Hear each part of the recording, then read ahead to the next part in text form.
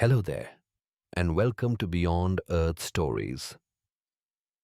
This is a place where curiosity meets calm, where we let science drift slowly into the night like a gentle tide. If you've just found this channel, I'm glad you're here. Settle in, dim the lights, and allow me to be your companion for the next few hours as we wander through the deep past. Tonight, we'll be listening for the voices of ice, the frozen echoes that shaped not just the land, but the very core of what it means to be human. I've often wondered what it would feel like to stand at the very beginning of our story, not in a cave or a village, not even in a forest or a plain, but in the silence of an ancient winter. Imagine it a wind crossing open grassland, sharp and endless, carrying no sound but its own. The horizon is wide, unbroken, and the cold is so deep that it doesn't just touch the skin, it presses into the bone. Somewhere in that frozen breath, something remarkable is waiting to awaken. I still remember the first time I stood before a glacial boulder in northern Europe. It sat in the middle of a green meadow, enormous and strangely out of place, like a suitcase left behind by a traveler who never returned. Children were climbing over it, laughing, while birds perched on its smooth surface. The nearest mountains were hundreds of miles away, yet this boulder carried the quiet memory of ice. It had been dragged here by a glacier thousands of years ago and gently released when the ice melted back. Looking at it, I felt something stir inside me, an almost unsettling awareness that my own story was tied to its journey, that I was in some hidden way an echo of that ice. That feeling has never left me. When I read about ancient climates or walk across landscapes shaped by glaciers, I can't help but imagine my ancestors moving through them. They didn't know they were living in an ice age.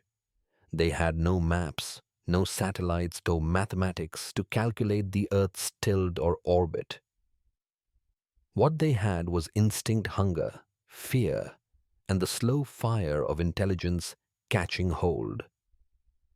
And yet, from those cold winds and shifting skies, a species emerged, our species. The Earth began to shiver, roughly 2.5 million years ago. It wasn't sudden. There was no apocalyptic snowfall, no moment when the world froze solid overnight. Instead, it was a long exhale, a slow tightening of winter's grip. Summers grew shorter. Snow lingered longer on the high ground. Glaciers thickened in the north and began their slow advance. The seas stirred restlessly as if they sensed what was coming. From then on, the planet would slip again and again into cycles of ice and thaw, a rhythm so vast that it would become the background music to our evolution. If you step back far enough in your imagination, you can almost see the Earth itself as a restless sleeper, turning from side to side, caught in a cosmic rhythm it cannot escape. Its orbit wobbles ever so slightly. Its tilt shifts by a few degrees. Its path around the sun stretches and tightens like a heartbeat.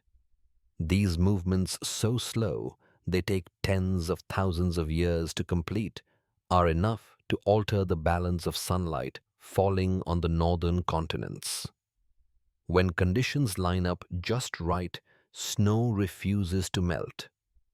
It builds year upon year until ice sheets spread like white continents across the land. That was the stage on which our story began. Africa was not yet the dry expanse we know today. It was a patchwork of forests and savannas, rivers and wetlands that came and went with the shifting climate. Early hominins walked there, upright apes with hands quick to grasp and eyes already searching for patterns. They felt the changes in the rains, the long droughts, the sudden chill. Slowly, in ways too subtle for any one generation to notice, they began to adapt. They stood taller, walked farther, chipped stones into edges, and carried fire in their memory even before they carried it in their hands. I like to think about one of those first evenings when our ancestors sat together at the edge of a plains, the cold seeping into the ground beneath them. Maybe lightning had struck a tree earlier that day, leaving behind a smoldering branch.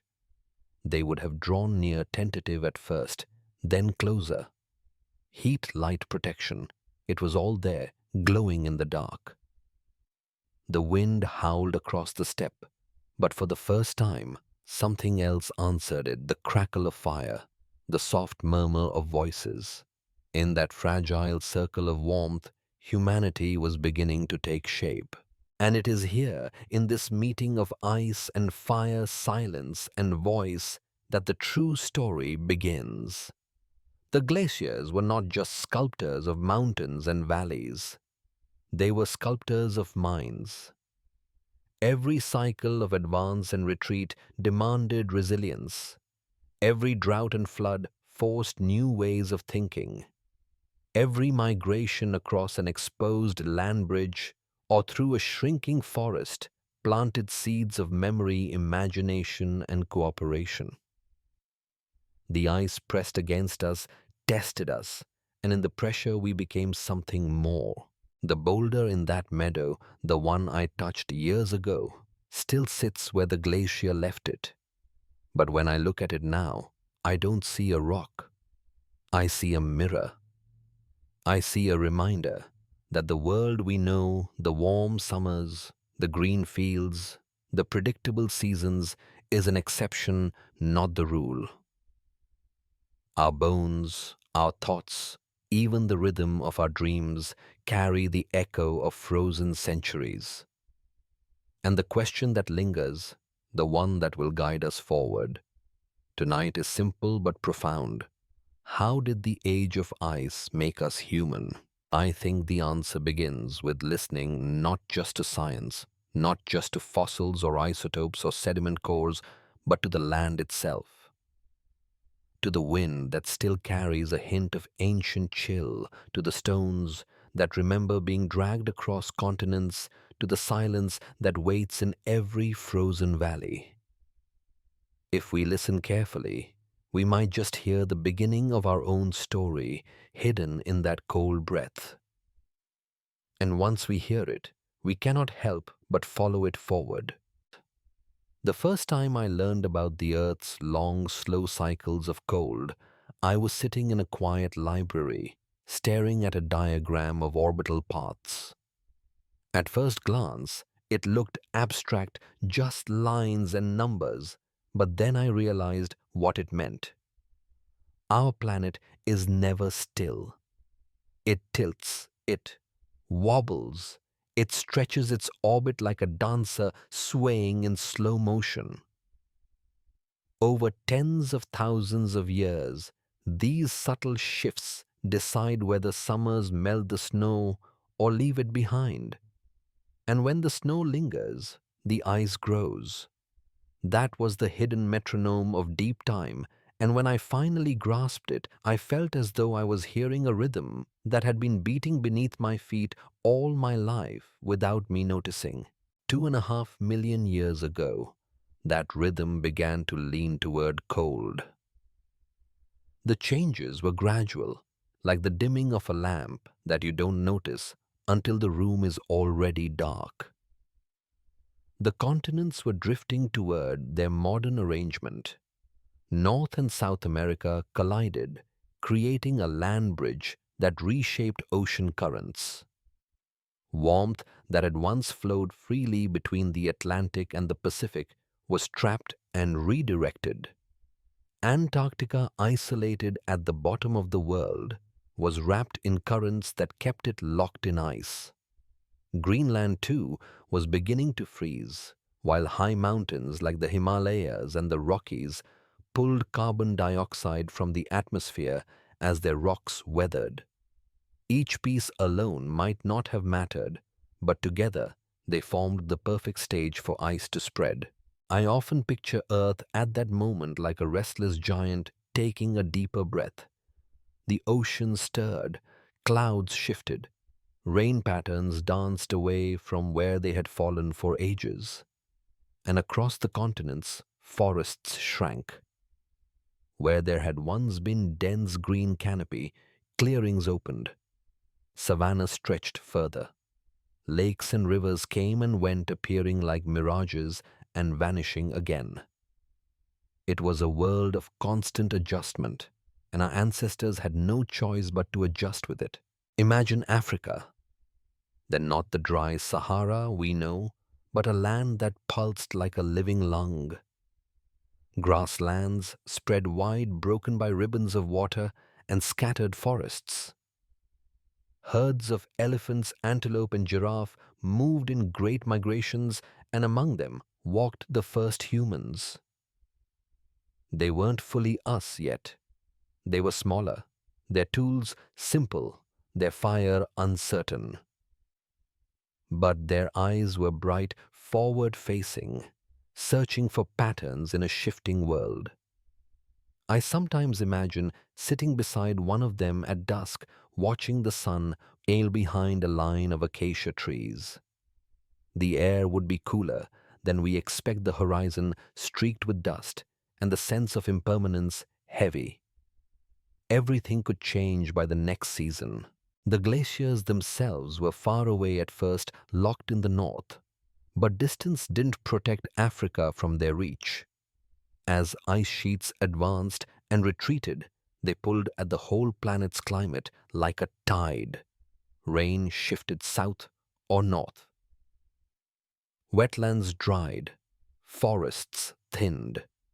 The comfortable life in trees became harder to sustain, and so some of our ancestors climbed down. That decision, whether by chance or necessity, changed everything. Walking on two legs freed their hands. Hands that once gripped branches began to carry stones, dig roots, throw objects, and eventually chip edges into tools. Their legs grew stronger, able to travel longer distances across open ground.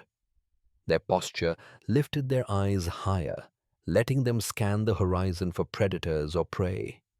And inside their skulls, something even more extraordinary was happening. Their brains were growing not all at once, but slowly over generations. As new challenges demanded new solutions, I can almost see it. A small group of early humans crouched near a patch of dry grass, chipping stones together.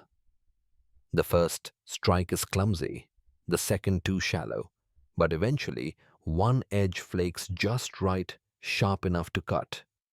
They test it on a root, on a bone. It works. A small victory, but revolutionary. A tool is more than stone. It is memory made solid. It carries the lesson of yesterday into tomorrow. And with that edge, survival becomes just a little more likely. Over time, those small victories accumulated. Tools grew sharper, more varied. Stones were shaped into axes, scrapers' points. Bones and wood were added to the toolkit. At some point, fire was not only discovered, but kept. Perhaps it began with lightning igniting dry brush.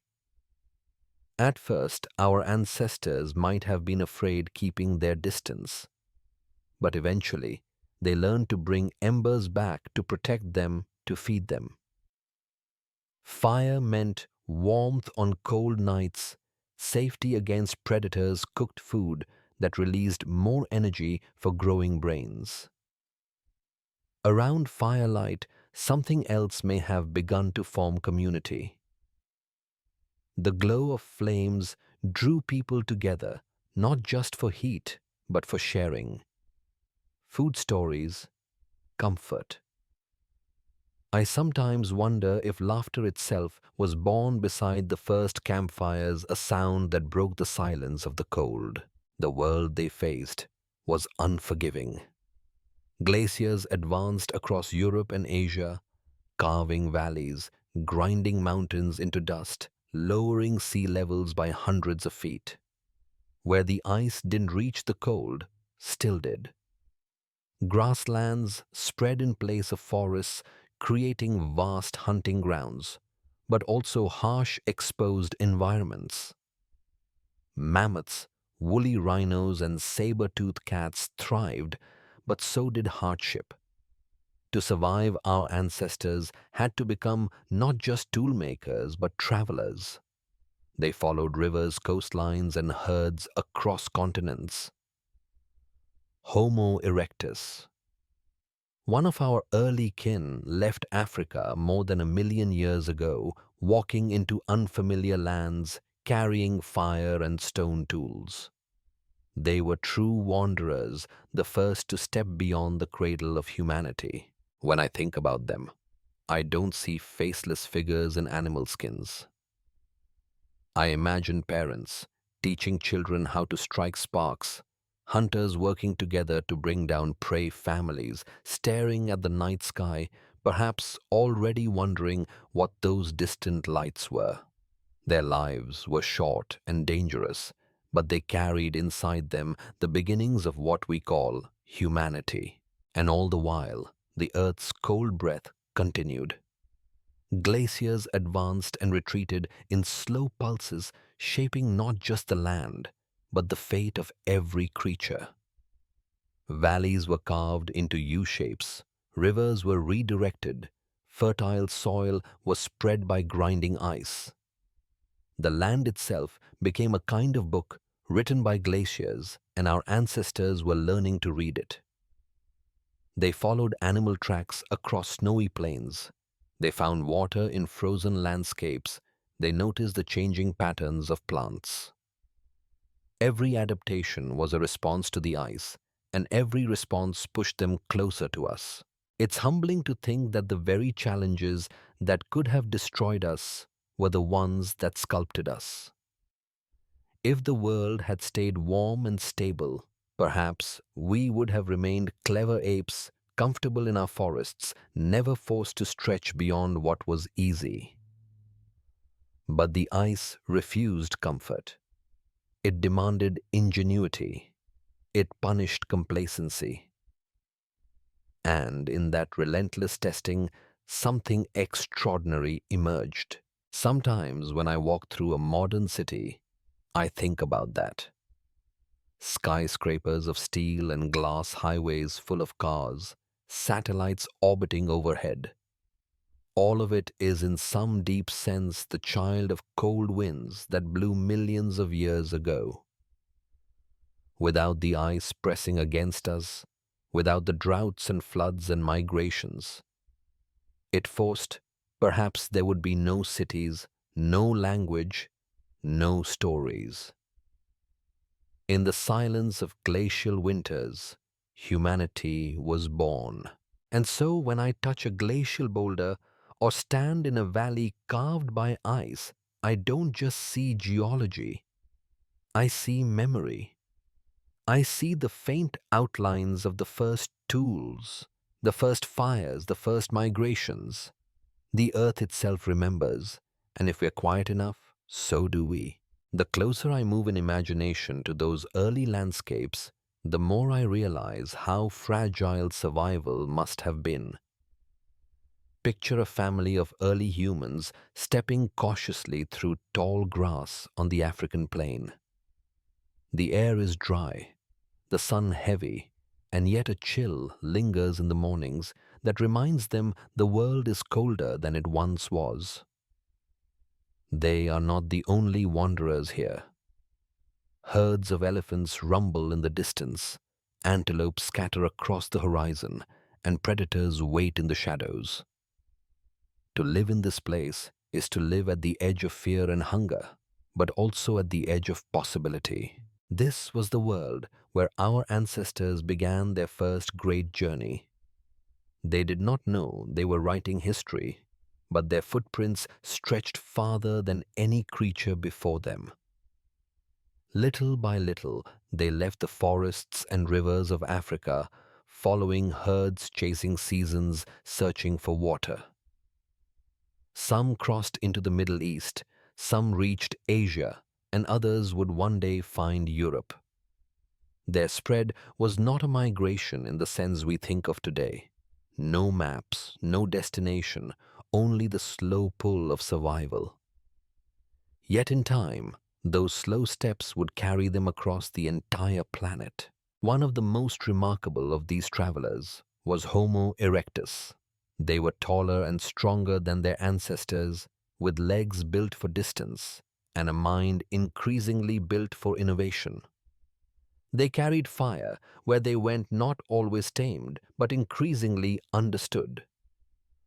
They shaped stone into hand axes tools so effective that their basic design would remain unchanged for hundreds of thousands of years.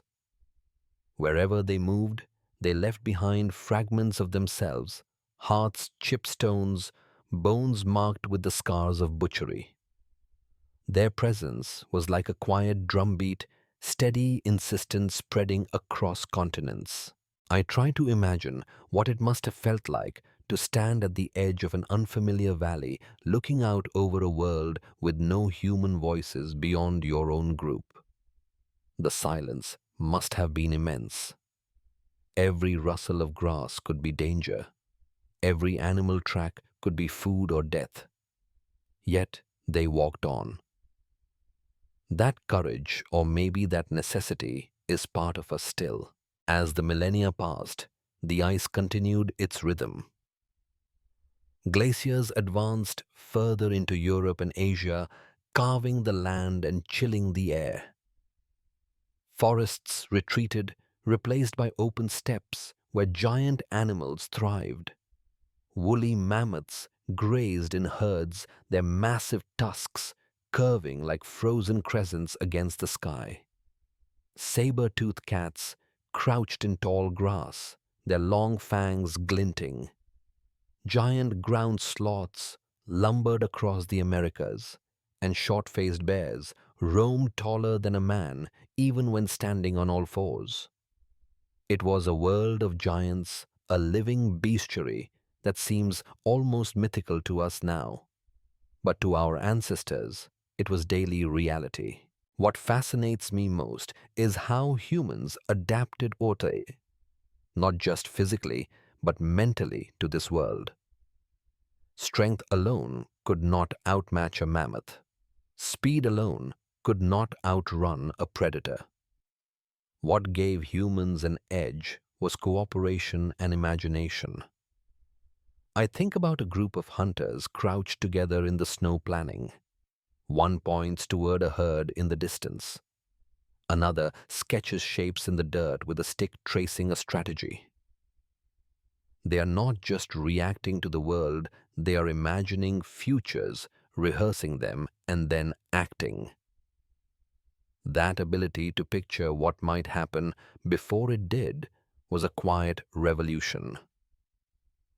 It allowed small, fragile humans to stand against enormous odds. And with planning came memory. Stories may have been born here around the firelight after a hunt. An elder might have recounted how to track a herd, which valleys were dangerous, which plants healed wounds. Knowledge passed, not in blood, but in words, layering one generation upon the next. The ice forced them to learn quickly, but it also forced them to remember. And memory, shared across time, became culture. The animals themselves were teachers. Watching mammoths migrate taught humans where to find water and grass. Observing predators showed them the power of patience and ambush. Even the cold itself gave lessons, which caves offered shelter, which stones sparked fire, which skins made the warmest coverings. In a way, the entire Ice Age was a school, and every creature, human or not, was both student and teacher. Yet the cost was high. Many groups did not survive. Populations rose and fell with the climate. A sudden drought could wipe out a valley's inhabitants. A harsh winter could starve a family in days. Extinction hovered close, and yet somehow against those odds, some survived. We are their descendants, carrying forward the unbroken chain of resilience. When I walk through a museum today and look at a hand axe chipped 500,000 years ago, I don't just see stone. I see a life, a hand striking again and again until the edge was right. I see a group gathering around a fire, passing the tool from one to another. I see the determination of wanderers stepping into unknown lands, guided only by the memory of the last successful hunt and the hope of another. These were the first steps into the cold, the first great wanderings, the beginning of a story that would one day cover the entire earth. Fire. I keep returning to it in my mind because without it, I doubt our story would have survived the cold. Imagine an Ice Age night, the wind knifing across an open plain, the stars sharp as crystal above, and a small group of humans huddled in darkness. Without fire that night is only fear predators circling unseen cold, seeping into bone hunger gnawing at the belly.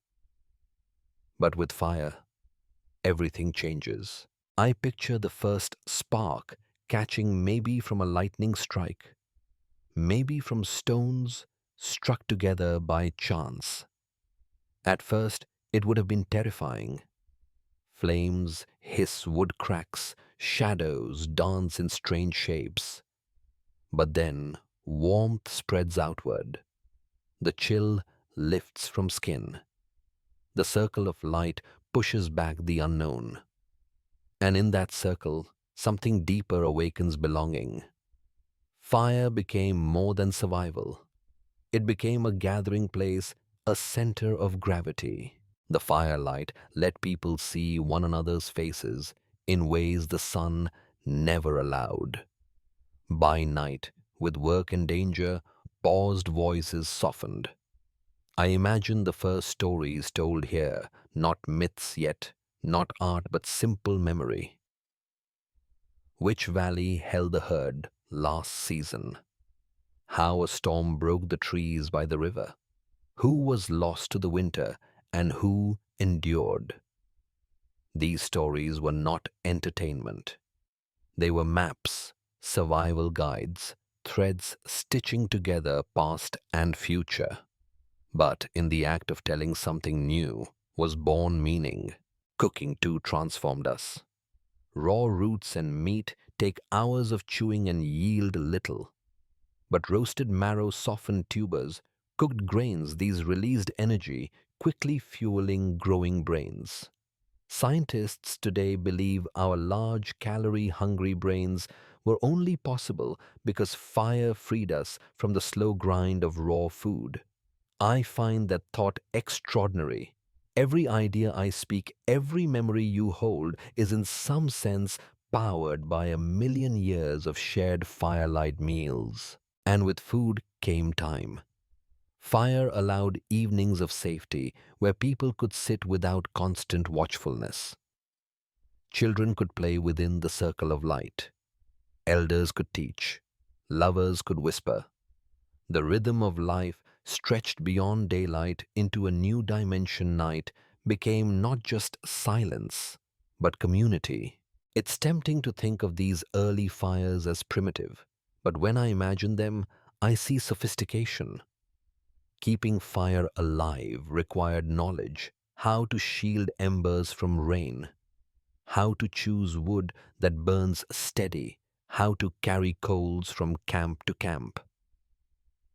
A flame was both fragile and eternal, a living thread passed from hand to hand.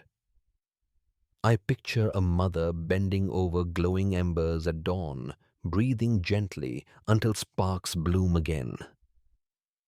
That breath was as important to our survival as any spear or shelter.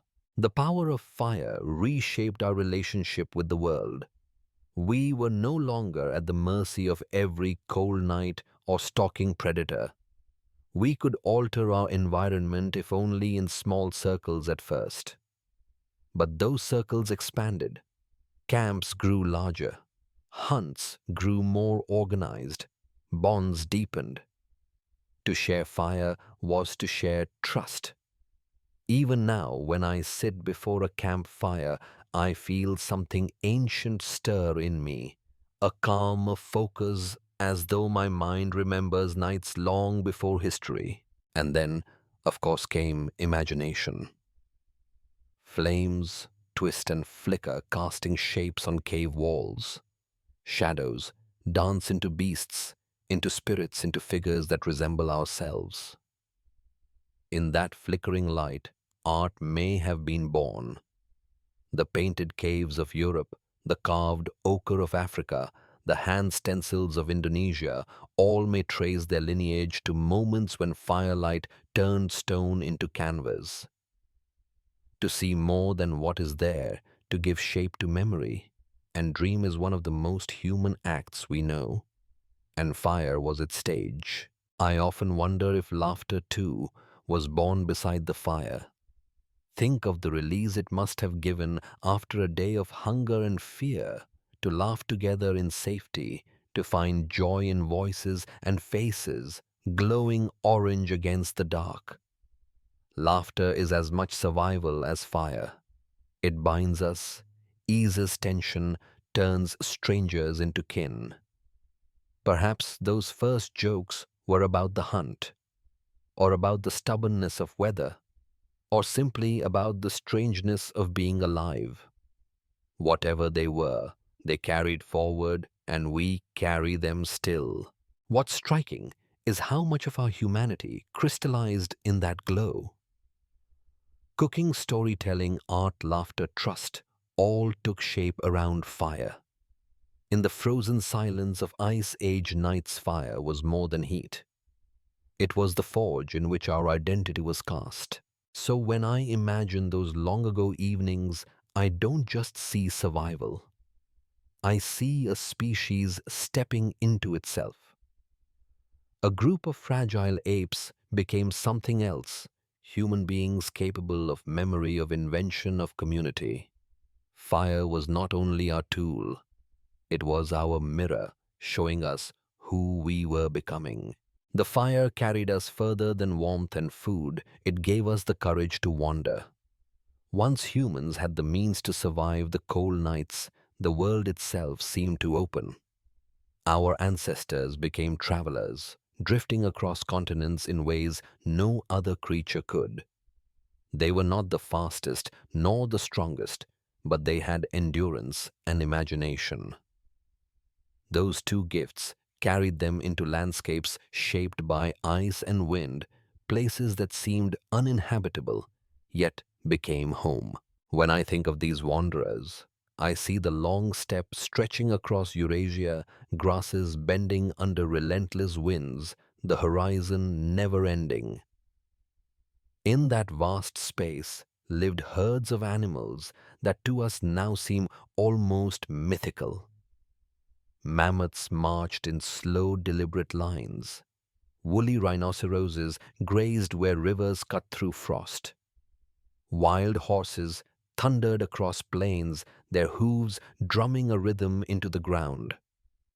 Among them moved the hunters, small figures compared to their prey, but armed with sharp tools, fire, and the willingness to work together. Not all of them were our direct ancestors. There were cousins, parallel branches of humanity that walked beside us.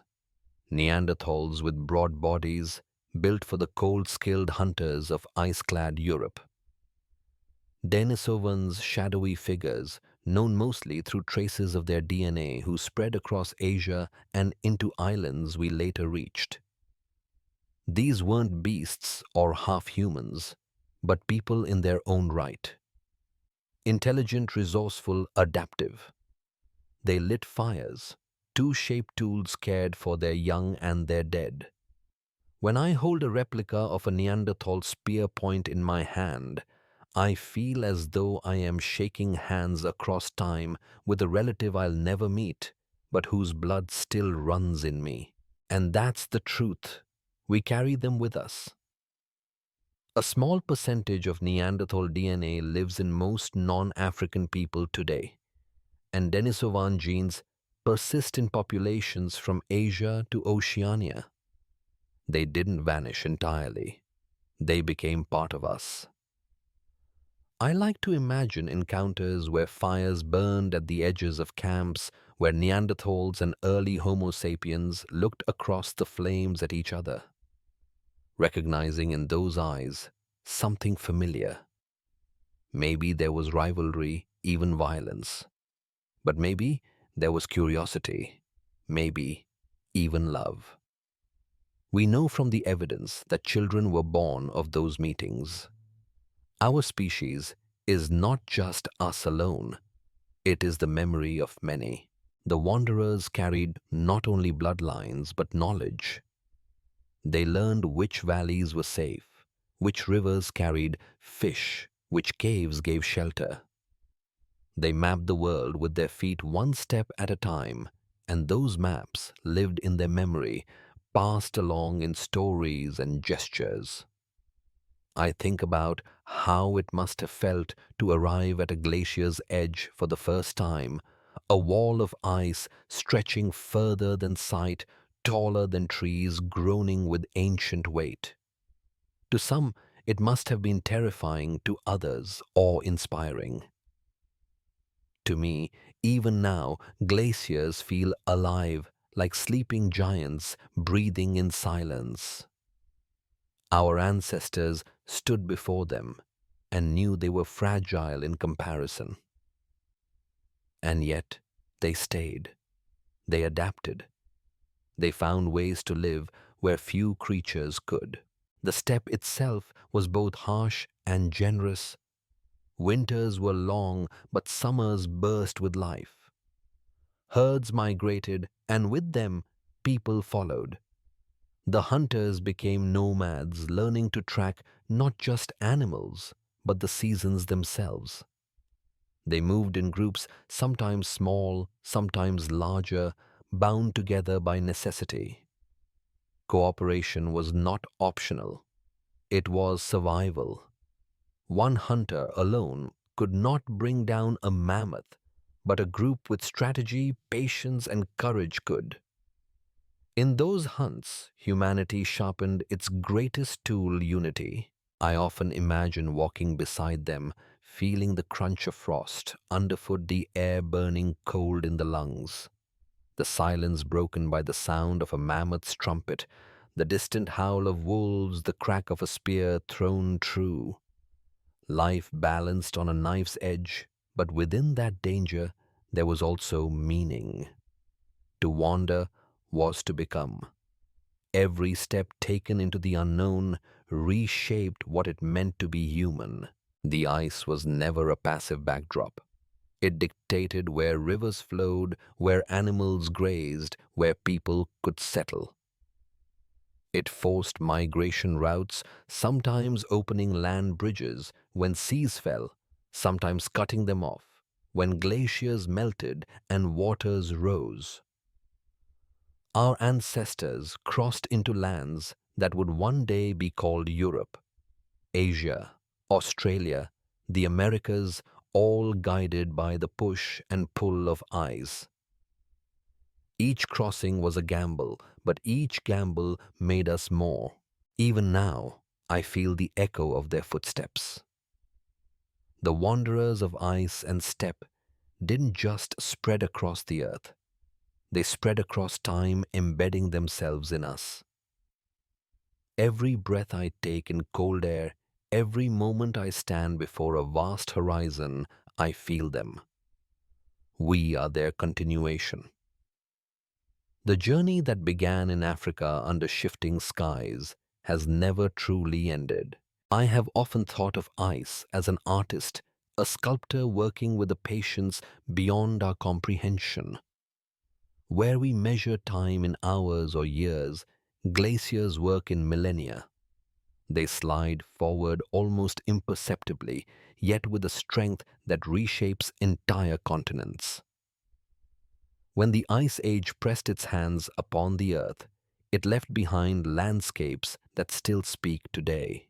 Stand in a U-shaped valley in the Alps or the Rockies, and you can see the signature of ice carved into stone. Once these were V-shaped cuts made by rivers, narrow and steep. But when glaciers filled them, their immense weight ground the walls into sweeping arcs. Moraines' long ridges of debris marked the edges where the ice once paused like brushstrokes left on canvas. Erratic boulders carried for hundreds of miles sit stranded in fields where no mountain exists, silent witnesses to journeys of ice. Loess plains, fine fertile soils, ground from rock dust, spread where the glaciers breathed out, feeding future civilizations. Even great floods unleashed when ice dams broke scoured entire regions and left behind channeled landscapes that to us seem otherworldly. I remember standing once on the surface of a glacier in Iceland. The air was sharp. The ice groaned beneath my boots, and rivulets of meltwater cut blue channels into the white. It felt alive. I could hear it creak and shift as though it were breathing. Beneath me, hundreds of meters of ice pressed down on ancient stone, grinding, sculpting, moving forward grain by grain. To realize that this slow, relentless force shaped the world where humans grew was overwhelming. The mountains we admire, the valleys we farm, the rivers we follow, so many of them are gifts of ice. But glaciers did more than carve the land. They shaped the path of humanity. When ice sheets locked up vast amounts of water, sea levels fell, revealing bridges of land. One such bridge connected Siberia to Alaska, a frozen highway into the Americas. Others tied islands together, turning scattered stepping stones into passages. Without the sculptor's hand of ice, many of our migrations would not have been possible. The land itself opened to us because of the glacier's grip. Yet ice also closed doors. When glaciers advanced, they crushed habitats, forcing people and animals alike to retreat into smaller refuges. Forests disappeared, rivers froze, and fertile land vanished beneath white. In those moments, survival meant adapting quickly or moving on. To live in a world sculpted by ice was to live in constant negotiation with its will. There is something humbling in recognizing that the ground beneath our feet, whether soft farmland or jagged cliffs, was not shaped by us first, but by forces far older. When I look at aerial photographs of landscapes traced with glacial scars, I see a map of human destiny hidden in stone. The valleys became routes of travel. The fertile plains became fields of grain. The rivers cut by melting ice became lifelines for settlements. What the glaciers created, we inherited, and what we inherited became the stage for civilization. But there is another side to this artistry. Ice was both a giver and a destroyer. The same floods that carried fertile soil also drowned valleys. The same grinding that carved mountains also left behind barren expanses where little could grow. For every refuge there was desolation. For every path opened, another was blocked. It was never mercy. It was balance, indifferent and immense. As I stood on that glacier in Iceland, I ran my hand across the rough surface of embedded rock and felt a strange kinship. This was the same kind of ice that once towered over my ancestors, that forced them to adapt, that shaped the places where they sought food and shelter. The sculptor's hands did not only mold mountains, they molded us. Our endurance, our ingenuity, our restless spirit, all of it was sharpened by living in a world remade again and again by ice. And so when I walk today through valleys filled with cities, along rivers lined with farms, or across plains where herds once roamed, I cannot help but see the ghost of glaciers. They are long gone, melted into oceans, yet their fingerprints remain. Every hill, every fertile patch, every winding river is a reminder that we are children of the ice shaped not only in flesh and bone, but in the very ground beneath our feet. When I think of the frozen world, I don't only picture ice and stone. I also see a living stage filled with creatures so immense, so strange, that they seem torn from mythology rather than history. This was the world of the great beasts, the megafauna that thrived beside glaciers and rivers of melt. They were not background characters in our story. They were companions, rivals, teachers, and sometimes victims. To live during the Ice Age was to share the land with giants. The woolly mammoth is perhaps the most famous of them, its image etched into our imagination like a symbol of the Ice Age itself. Covered in thick coats of hair with curved tusks sweeping outward like crescents of ivory, they moved in herds across the steppe. I imagine their trumpeting calls echoing in the frozen air, low rumbles that traveled miles across open plains. For our ancestors, mammoths were a source of food, clothing, shelter, and awe. Their bones built huts, their hides made warmth, their fat burned as fuel. But they were not merely resources. They were challenges that demanded cooperation and ingenuity. Bringing down a mammoth was a feat that no single human could achieve. It took planning tools, strategy, and courage. In that challenge, humans sharpened their unity and intelligence. Beside them stalked the saber-toothed cat's predators with fangs like daggers, sleek and muscular. Ambush hunters built for power rather than speed. Imagine standing on the edge of a forest at dusk, hearing a sudden rustle, and knowing death might leap from the shadows in an instant. To survive such predators, humans had to develop sharper eyes, keener ears, and faster minds. We learned not just to fight, but to anticipate, to sense danger before it struck. Our vigilance, our storytelling about where predators lurked, was as much a defense as our spears. There were others too, woolly rhinoceroses with their massive horns sweeping like scythes, musk oxen with thick coats bristling against the wind, giant ground sloths that towered over horns like living walls of fur and muscle. In the Americas, enormous short-faced bears prowled, creatures so large they could look a human in the eye even when on all fours. To see one must have been to know what true power looked like. And yet, somehow fragile humans lived alongside them, neither the biggest nor the strongest, but the cleverest. I often think about how those animals shaped not only our survival, but our imagination. Early cave paintings show mammoths, bison, horses, lions, and bears. These were not idle doodles. They were acts of reverence, memory, and perhaps magic. To paint a mammoth was to acknowledge its importance, to capture its spirit, maybe even to summon success in the next hunt.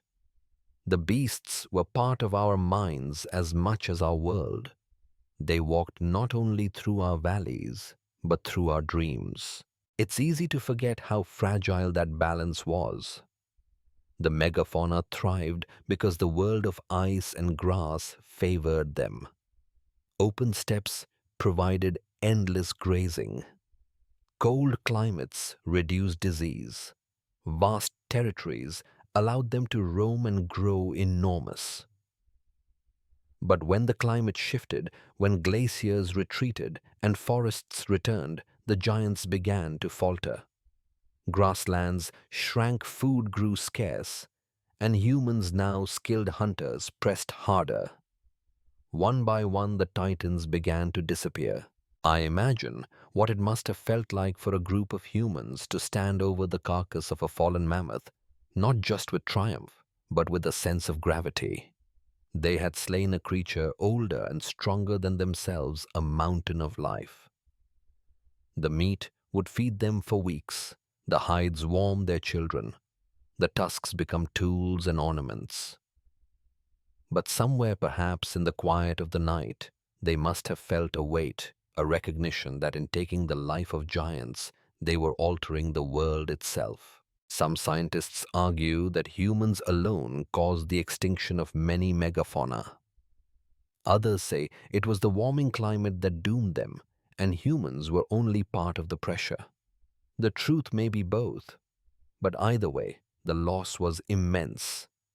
Imagine walking through Europe 40,000 years ago and seeing mammoths and woolly rhinos, then returning 20,000 years later to find only emptiness. To our ancestors, the disappearance of such beasts must have felt like the vanishing of gods, and yet traces remain. Mammoth bones still rise from melting permafrost, their tusks smooth and curved like frozen moons.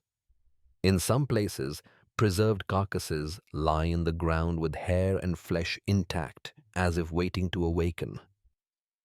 When I read about them, I feel a strange ache, as though I am missing something I never knew. Perhaps we all carry that ache.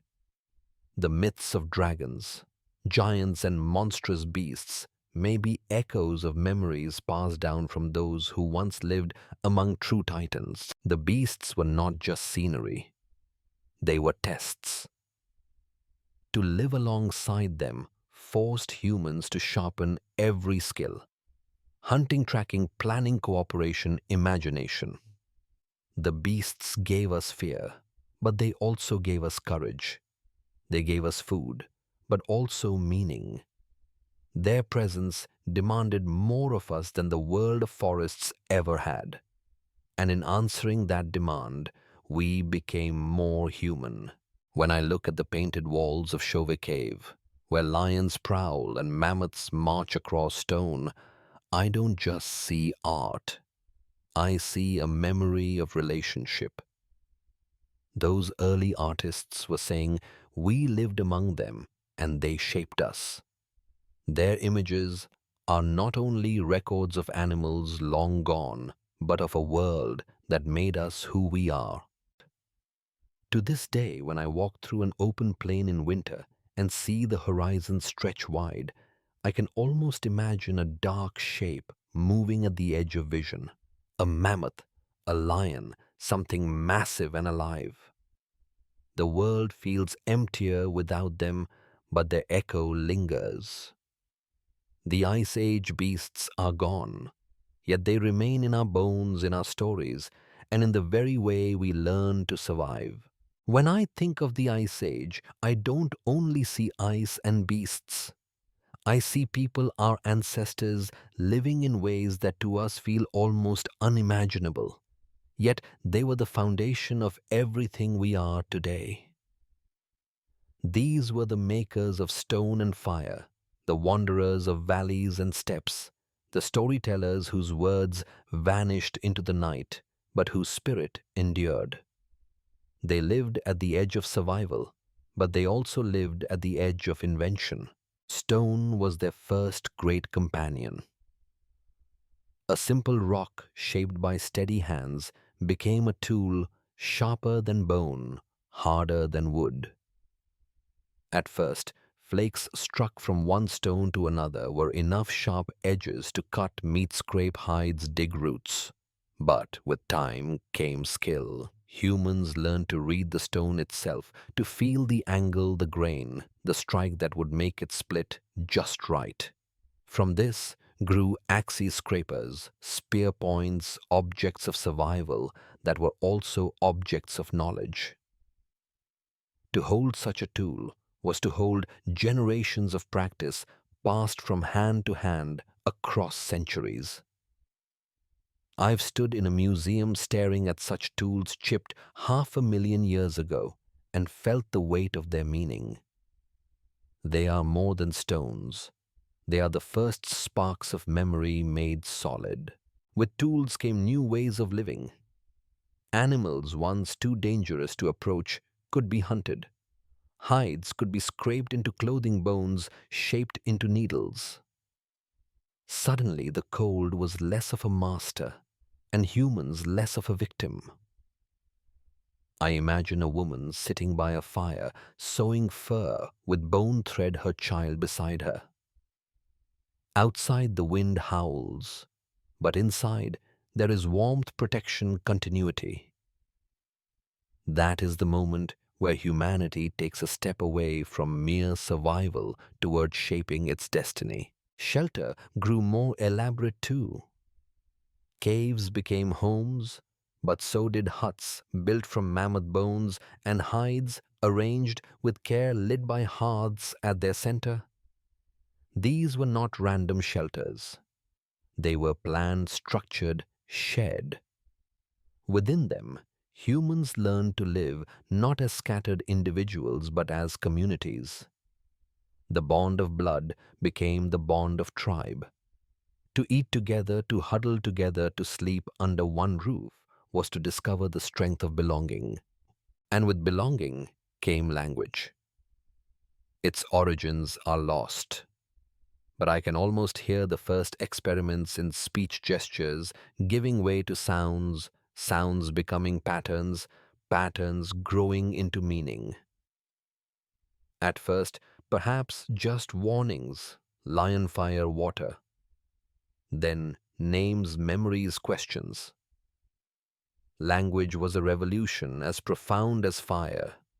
It allowed thought to leap from one mind to another, allowed experience to outlive the body.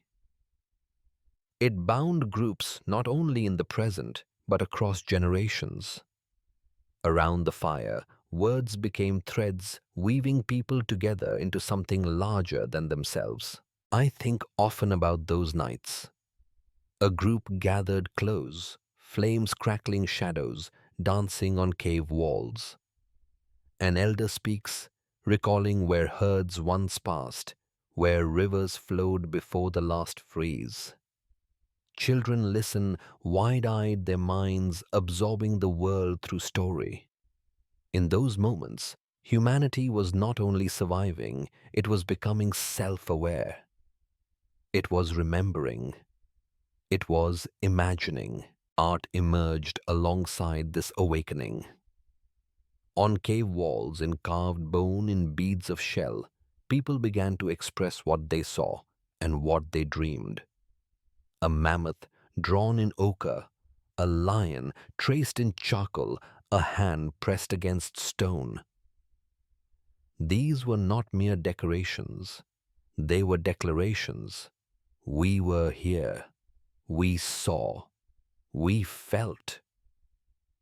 To paint an animal was to honor it, to carry its spirit into memory. To press a handprint on stone was to defy time, to say, across thousands of years I existed. The Ice Age world was harsh, but it gave birth to beauty. From necessity came tools, from tools came art, from art came meaning. Each invention was an answer to hardship, but each answer also opened new questions. What else could stone become? What else could fire do? What else could voices tell? Sometimes when I walk through a modern city and see towers of steel, hear voices carried across continents by invisible signals, I remind myself all of this began with chipped flint and whispered words around a fire. The distance between us and them is vast in time, but not in essence. The same spark that guided their hands guides ours. The same hunger to shape the world, to remember to imagine it, is the same flame burning still. And so when I picture those early people, I don't see primitives lost in cold darkness. I see inventors, artists, dreamers. I see the first engineers, the first storytellers, the first teachers. They may have walked in furs with stone tools, but their minds were already reaching forward, already sketching the outlines of everything to come. What fascinates me most about the Ice Age is not only what humans created, but how the land itself shaped where they could go and how they could live. Geography was not just a backdrop, it was destiny. The rhythm of glaciers advancing and retreating opened doors, one century and slammed them shut the next. The world was a shifting puzzle, and our ancestors were forced to solve it with every step. When glaciers grew, they locked vast amounts of water into ice. Sea levels dropped and continents stretched outward. In those moments, the earth revealed hidden bridges. One of the most famous was the land bridge between Siberia and Alaska Beringia, a wide expanse of grassland that connected Asia and North America. Imagine standing there 40,000 years ago, cold winds whipping across endless steppe, mammoth herds grazing where today waves crash in the Bering Strait. Without the ice lowering the seas, that passage would never have existed. Humanity's journey into the Americas was carved by glaciers. Other bridges appeared as well. Islands in Southeast Asia were linked into great stepping stones, making the journey toward Australia possible. In Europe, frozen rivers and plains provided corridors for hunters to follow herds deep into the continent. The world's geography bent and shifted with the ice as if the planet itself were rearranging paths for migration. But the same ice that opened ways also closed them. When glaciers advanced, they swallowed valleys, forests, and rivers. Habitats vanished. Populations were squeezed into smaller refugee pockets of warmth where plants and animals still survived. These places became cradles of survival, where small groups of humans endured while others perished. Entire lineages may have vanished in the tightening grip of ice, while a few lucky or clever bands carried the thread forward. One of the most dramatic changes came with the shaping of rivers. As glaciers melted, torrents of water carved channels, created lakes, and sometimes burst through natural dams in cataclysmic floods. The landscapes of North America bear these scars, giant ripple marks in stone-dry coulees carved by walls of water. To humans living, then such floods must have seemed like the anger of gods, unstoppable forces that erased everything in their path. But they also left behind fertile valleys, rich with new life once the waters receded. The Ice Age was never stable. Climate swung back and forth, sometimes over centuries, sometimes within a single lifetime.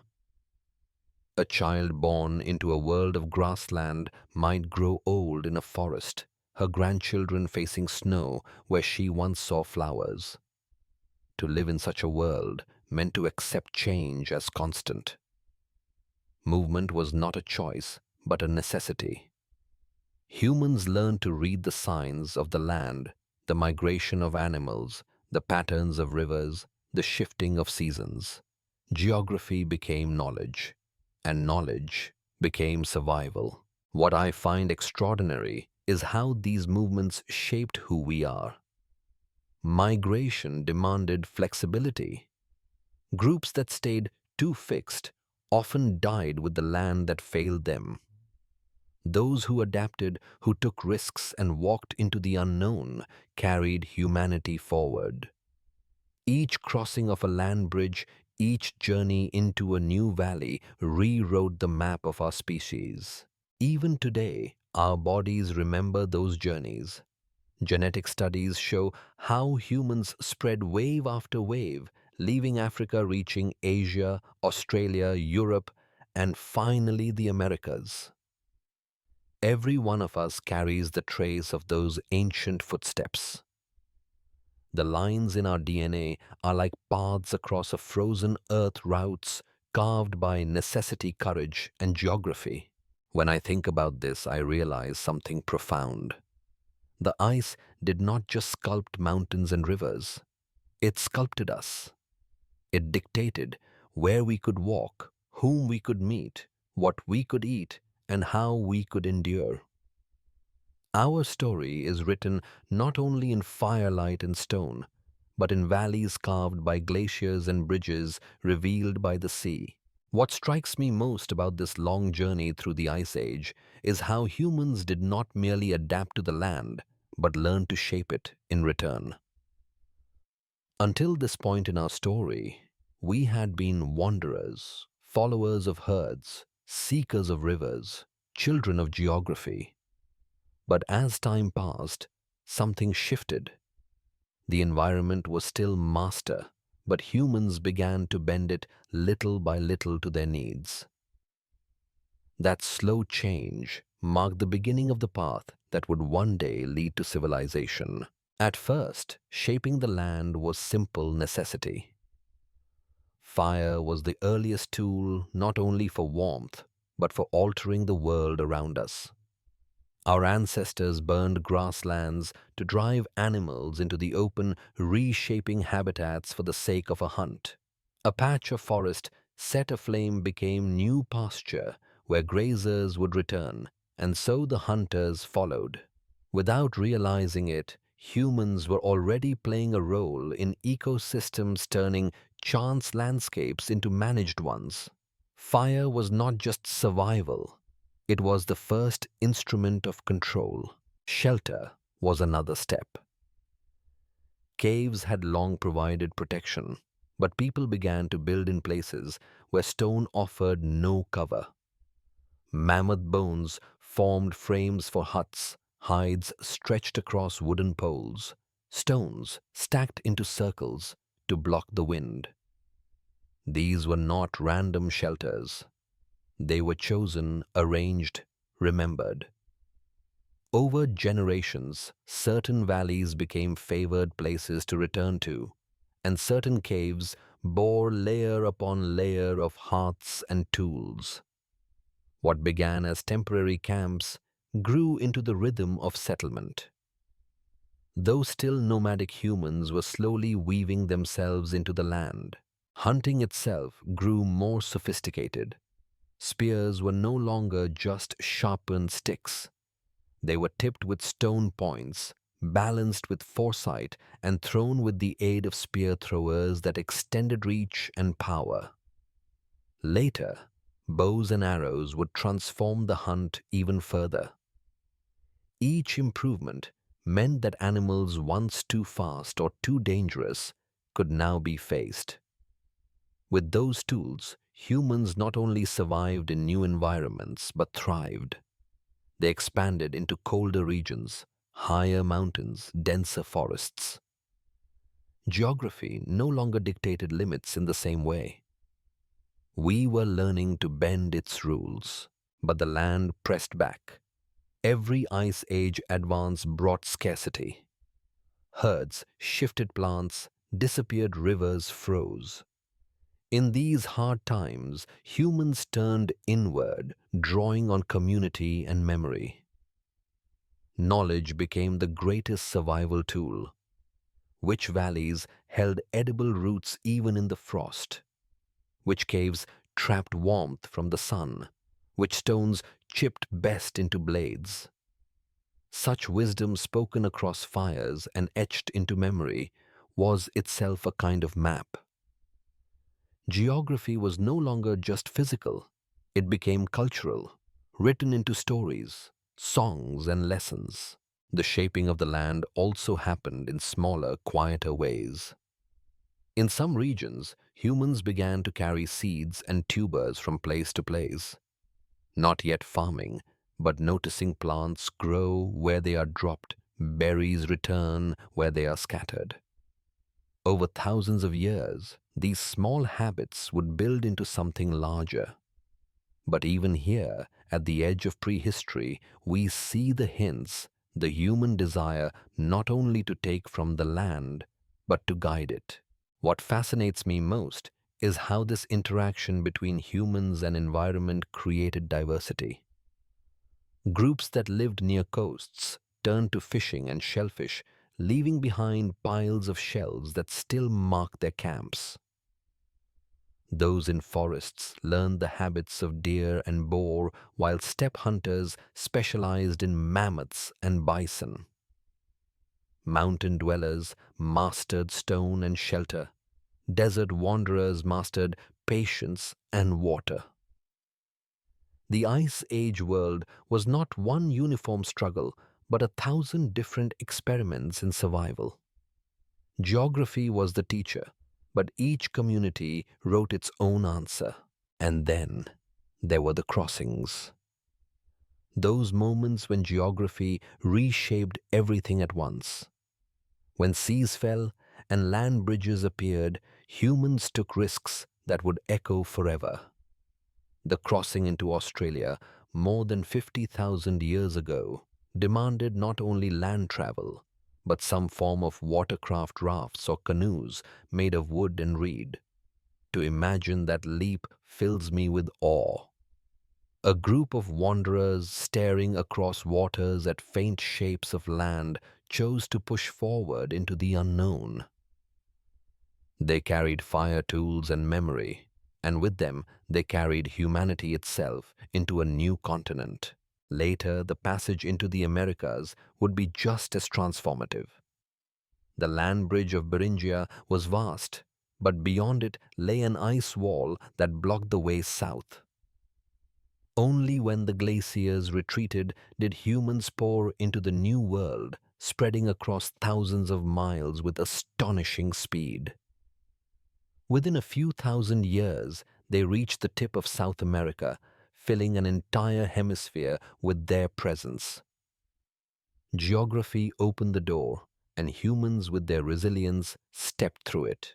All of this was made possible by the constant dialogue between people and the land. We were shaped by ice rivers and plains, but we also shaped them in turn. Each fire set, each shelter, built, each seed dropped, was a statement: we are no longer only guests here. We belong, and we will make this place ours. When I stand today on a hill overlooking a wide plain, I see not just land, but memory. The ridges shaped by glaciers, the valleys carved by rivers, the stones scattered by ice. All of them were once guides and obstacles for people long before us. And I wonder, did they stand in this same place, looking out, feeling both fear and possibility? Did they see what I see? A land vast, cold, beautiful, and waiting to be shaped. In the end, geography was never just a force acting upon us. It was a partner in the great story. It pushed, we adapted. It closed, we waited. It opened, we crossed. And in that back and forth, humans became who we are: restless, inventive, unwilling to stand still. Geography gave us limits, and in overcoming them, we learned to transcend. As I traced this journey further, I realized that survival during the Ice Age was not only about tools or landscapes, it was about people, about the bonds that held small groups together when the world seemed impossibly hostile. Without cooperation, humanity would never have endured. The cold, the predators, the hunger, all of these would have broken individuals. But together, humans found a strength greater than any spear. I imagine a band of 30 or 40 moving across the steppe, families bound by blood, but also by necessity. Elders walking slower at the rear, children carried or tugged along, hunters scouting ahead. Within this group, every life depended on the others. One person alone might survive for a time, but in the long winters, isolation was death. Food had to be shared, watch kept at night. Fires tended, skills passed down. The tribe was not just community, it was the line between existence and extinction. Within these groups, roles emerged naturally. Some were skilled hunters, others skilled gatherers of roots and herbs. There were those who remembered the old paths, the safe caves, the places where water could be found. There were those who healed with plants, those who taught the young, those who carried fire. In this way, knowledge was distributed, not locked in a single person, but woven into the fabric of the tribe. If one fell, others carried the memory. That weaving of skills and stories was humanity's true survival strategy. What fascinates me is how cooperation went beyond mere necessity. Archaeological evidence shows care for the injured and the weak. Bones of Neanderthals have been found with healed fractures that would have left them unable to hunt or gather for months, even years. They lived because others fed and protected them. This was not instinct alone, it was compassion. Somewhere in those cold valleys, humans and their cousins chose to care for one another even when resources were scarce. That choice speaks of something profound, the birth of empathy as a force of survival. Fire circles became more than warmth and food. They became theaters of social life. Here disputes were settled, plans made, stories told. Around the flames, laughter and song grew, weaving bonds that went deeper than blood. Music, too, left its traces, flutes carved from bird bones, simple but haunting, capable of filling caves with sound. I imagine a cold night softened by the rhythm of hands on hollow logs, voices rising together in song. Such moments were not luxury, they were glue. They turned fragile gatherings into enduring communities. Partnership stretched beyond human to animal as well. Wolves, drawn by the scraps of camps, lingered at the edges of firelight. Some were chased away, but others lingered closer, and humans must have seen in them something familiar. Eyes that watched, instincts that hunted, loyalty to pack. Slowly, a bond formed. Over generations, wolves became companions, protectors, hunters at our side. From this bond came dogs, the first domesticated animals allies that walked with us into every new land. That relationship, born in the frozen dark, was one of the most transformative in our story. Even burial practices reveal the depth of these bonds. Graves from tens of thousands of years ago show careful placement of bodies, sometimes with tools, sometimes with ornaments. This was more than disposal of the dead. It was remembrance ritual, perhaps belief. To bury the dead with care is to acknowledge their place in the community, even after life has ended. It is to say, you still belong. That sense of belonging, extending beyond death-bound groups with invisible threads of memory and meaning. In such fragile worlds, trust was everything. A broken promise, a theft, an act of betrayal could doom not just one person, but many. So trust became sacred. Bonds were reinforced through shared meals, shared hunts, shared dangers. The very act of sitting around a fire passing food from hand to hand was a ritual of solidarity.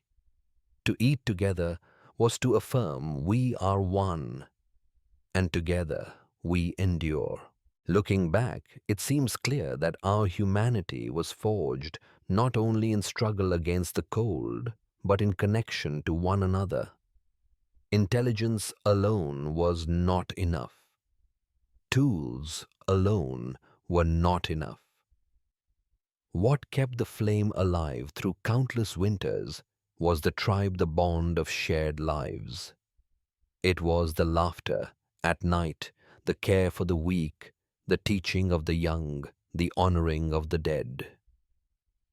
These invisible bonds were as vital as the sharpest spear. And so, when I think about the Ice Age, I don't only see landscapes of ice and beasts. I see circles of firelight, faces glowing in the dark, hands reaching across to share food, voices rising in song. I see the quiet strength of togetherness, the force that carried us through when everything else seemed set against us. What grew out of these circles of fire and bonds of kinship was something even more remarkable. The birth of imagination in a form we can still see today, art symbolism, and the beginnings of belief. When I think of the Ice Age, I don't only imagine the hunts and migrations, but also the moments when humans turned inward, looked at the world, and asked questions that had no simple answers. The caves of Europe tell this story most vividly. Places like Chauvet Altamira and Lascaux are filled with animals, painted in ochre charcoal and mineral pigments. Lions prowl in packs across stone walls, mammoths march in herds, bison clash with horns lowered. Some are painted with astonishing skill, with shading and movement that suggest not just observation, but artistry. To enter one of these caves is to step into a cathedral of the Ice Age, a place where darkness was transformed by firelight into a living gallery of memory. But why did they paint? That question haunts me. Some say the images were rituals, painted to summon good fortune in the hunt. Others say they were teaching tools, ways of showing young hunters what animals looked like, how they moved.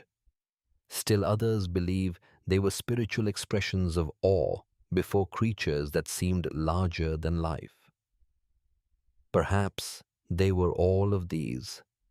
Perhaps they were something more, an early expression of the human need to create, to take what is fleeting and make it endure. Art was not confined to walls. Bones were carved into figurines, ivory shaped into animals, stone chipped into beads. The so-called Venus figurines, small carvings of women with exaggerated forms, have been found from France to Siberia. Were they fertility symbols, expressions of beauty, or something else entirely? We may never know. But what they tell us is clear. Ice Age people did not see the world only in terms of survival. They shaped objects for meaning, for expression, for something beyond the practical. Even music appears here. Flutes made from bird bones and mammoth ivory, tuned carefully with holes, drilled at precise intervals, suggest that song filled the air tens of thousands of years ago. Imagine a group gathered in a cave, firelight flickering as a melody rises and echoes off stone. Music is more than sound. It is connection, rhythm, shared emotion. To play and to listen together is to be bound by something unseen, something that moves the spirit as much as the body. And alongside art and music came belief. The careful burials, the painted animals, the carved figures all hint at a world where humans saw life as more than flesh and bone. Death was not just an end, but a passage. Animals were not just prey, but beings with spirits that demanded respect. Nature itself was not silent but alive, filled with forces to be honored, feared, or appeased.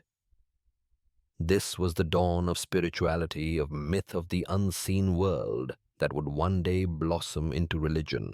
I imagine a shaman figure, perhaps draped in animal hides, perhaps painted with ash, sitting by a fire speaking of dreams and visions. He tells of the bison spirit that must be honored, of the cave lion that carries power, of the ancestors who watch from beyond. Around him, the tribe listens, their faces lit by flame. Whether or not his words were true did not matter. What mattered was the meaning they carried, the unity they gave. Belief itself was a tool of survival, binding people together, giving them courage in the face of a world that seemed vast and merciless. What is striking is how modern these impulses feel. When I see those ancient paintings, when I hear the faint tones of a reconstructed flute, I don't see strangers. I see us. The same drive that led them to paint animals on stone drives us to create art today.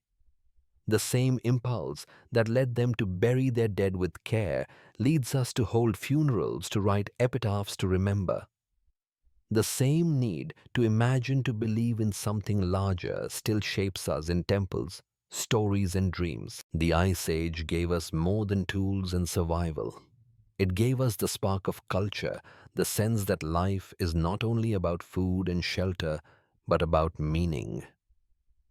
Around the fire, in the deep caves, in the carvings and songs, humanity began to speak not just of what is, but of what might be, of what lies beyond. That leap, the leap into imagination, is what made us fully human. And so when I think of those cold nights, I do not only see fear and hunger. I see beauty born from hardship, creativity born from struggle, faith born from fragility. I see the first artists, the first musicians, the first dreamers. They looked at the same stars. We look at now and wondered the same questions.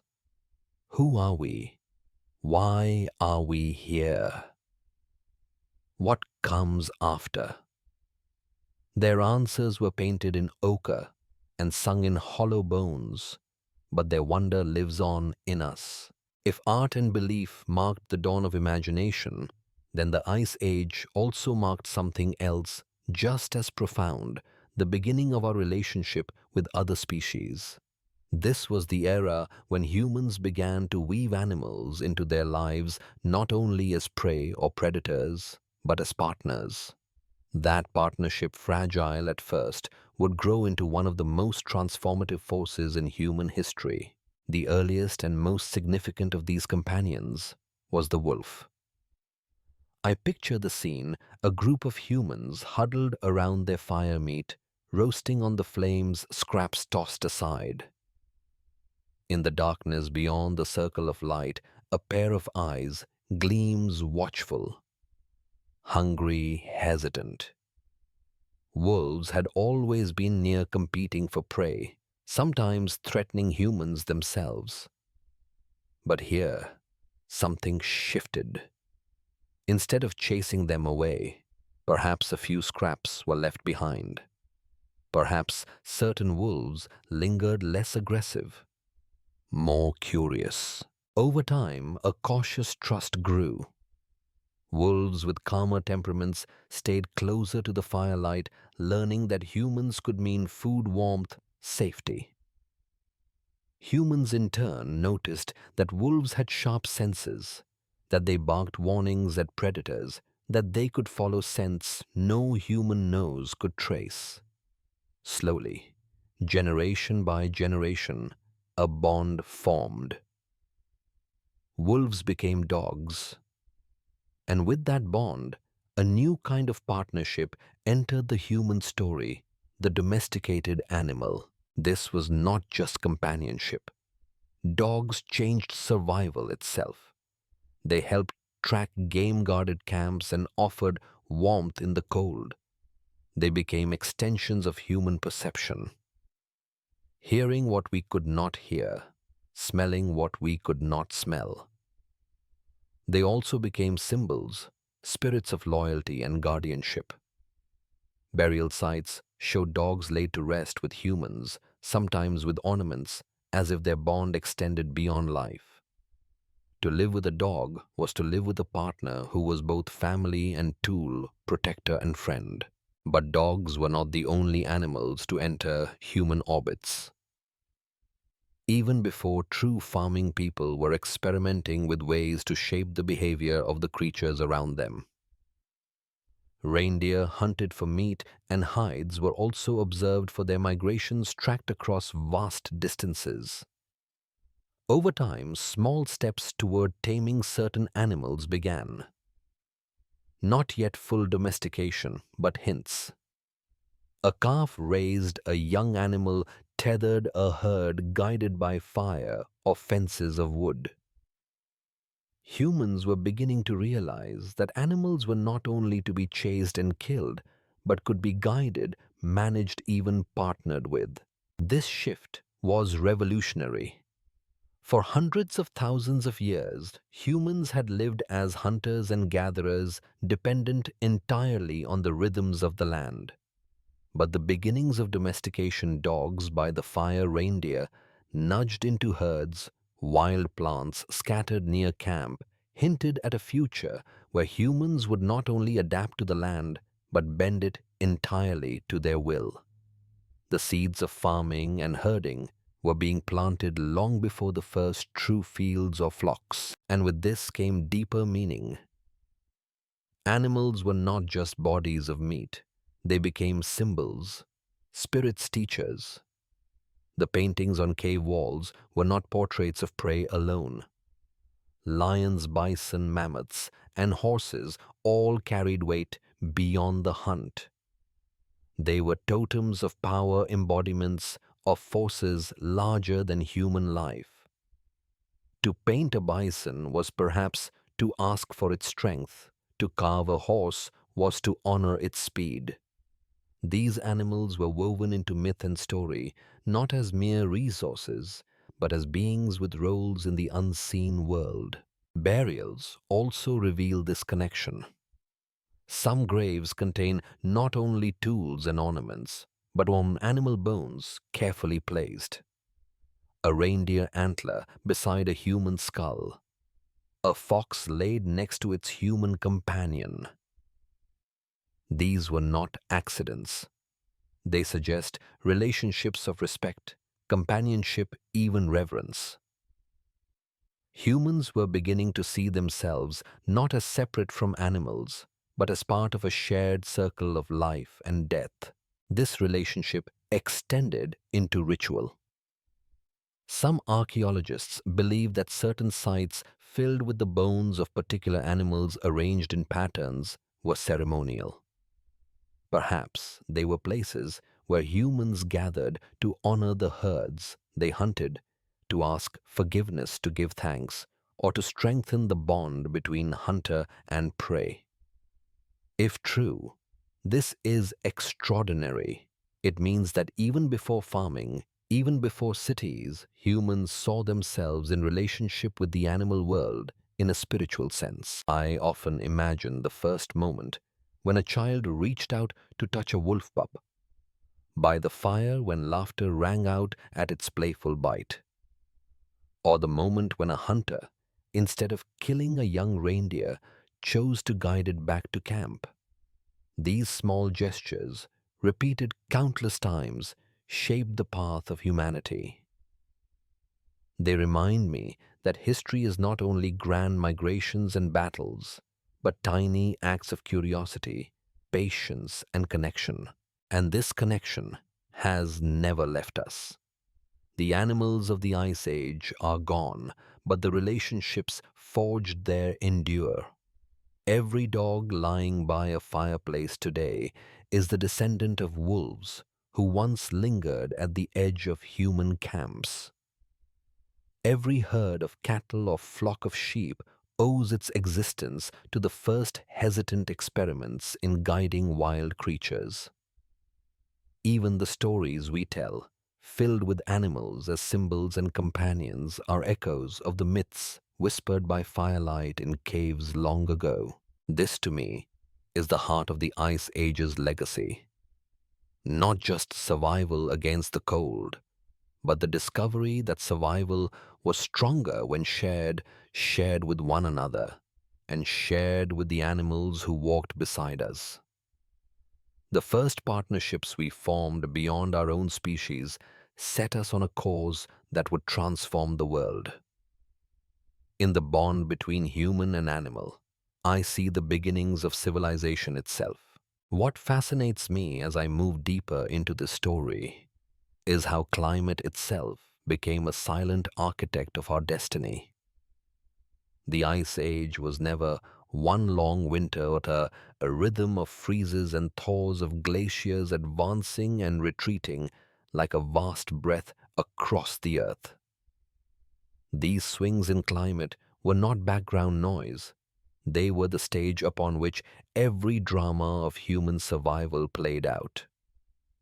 Each change brought both peril and possibility, forcing us to adapt or vanish. Imagine a family born during a colder phase. The land around them is treeless tundra, endless grass, broken only by windswept hills. Herds of mammoths and bison move like dark rivers across the horizon, followed by hunters who depend on them. The air is sharp food, scarce winters long. Children grow up learning to endure cold as a constant companion, to walk miles for meat and water. Then, within a few generations, the glaciers retreat. Forests return rivers, swell herds vanish into greener lands. The same valley that once fed mammoths now echoes with birdsong and deer. To survive, humans must change everything: their tools, their diets, even their ways of moving through the world. These shifts were not rare. Over tens of thousands of years, climate swung back and forth, sometimes gradually, sometimes violently. A cold snap could transform abundance into famine. A sudden warming could flood valleys, drown hunting grounds, and unleash diseases from melting ice. To live in the Ice Age was to live in uncertainty, to know that the world itself could turn against you at any moment. And yet these changes were also teachers. They demanded flexibility. Humans who clung too tightly to one way of living often failed, while those who experimented, who dared to try new foods, new tools, new paths, survived. This is one reason why Homo sapiens endured while other human species faded. Neanderthals, for example, were extraordinary hunters, superbly adapted to cold Europe. But when climates shifted, their specialization became a trap. Our ancestors, less specialized but more adaptable, shifted diets, moved territories, adjusted strategies. In the long run, it was not the strongest who endured, but the most flexible. Climate also forged migration. When the world warmed, ice melted and seas rose, cutting off land bridges and isolating groups. When the world cooled, seas fell, revealing new paths. These fluctuations scattered humans across the globe. Each wave of migration carried not just people, but languages, tools, beliefs, and stories. Every shoreline crossed, every valley entered, was written by the pen of climate. There is something humbling in realizing how deeply our fate was tied to forces far beyond our control. A shift in temperature by only a few degrees could decide whether whole populations thrived or disappeared. Entire regions that are fertile today were once barren under ice, and lands now drowned beneath oceans once carried human footsteps. The Earth we know is only the latest version of a world constantly reshaped by climate's hand. And yet, in those shifting conditions, humans did more than survive, they innovated. When forests spread, they learned to craft bows for hunting deer in dense cover. When plains expanded, they refined spear throwers to strike from a distance across open steppe. When rivers flooded, they built rafts and canoes. When animals vanished, they turned to fish seeds and roots. Climate tested us, and every test forced us to grow. It also shaped our minds. To endure unpredictable change, humans learned to think ahead, to imagine not just the world as it was, but as it might become. This foresight planning for seasons, storing food, migrating before resources failed, was the seed of future civilization. In a sense, climate forced us to invent the future. When I look at our world today, I cannot help but see echoes of those ancient struggles. We still live under the rule of climate, though now shaped by our own hands as much as by glaciers.